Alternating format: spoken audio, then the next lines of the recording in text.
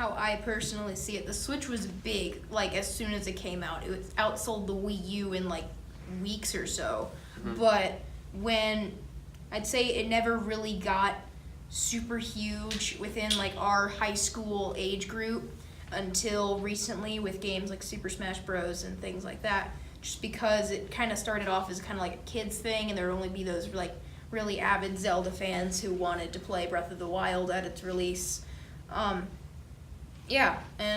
It was definitely selling way better than the Wii U since its release, and I think now it's almost just kind of doing really well everywhere. I mean, yeah, because it really started blowing up ever since Super Smash Bros. Ultimate and some other things came out, because those actually appealed to the other age groups.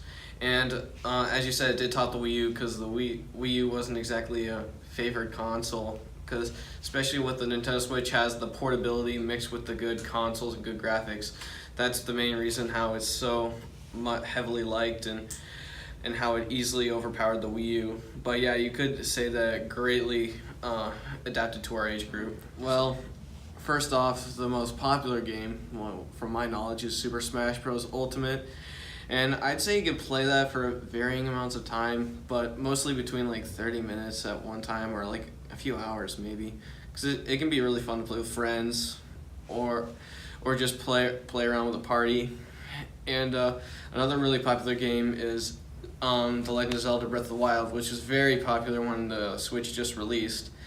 And so you could spend hours and hours on that, because that's one of those single-player types of games where you don't exactly play with multiple people.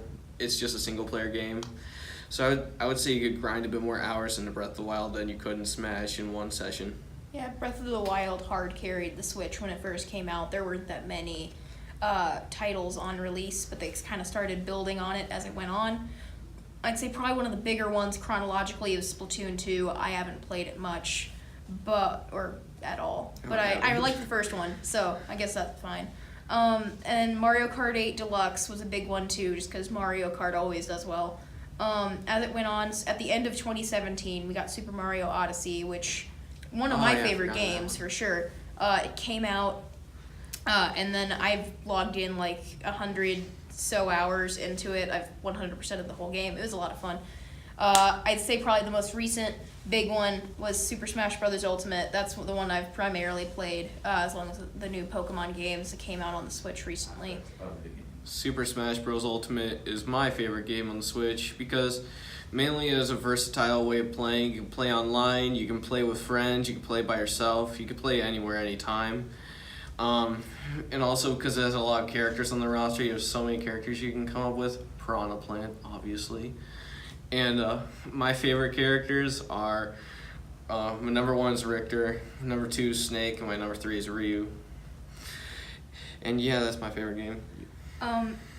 I tend to not try and pick a favorite game at any one point. I tend to have like a favorite game for one period of time, because I tend to just grind out games until they're done.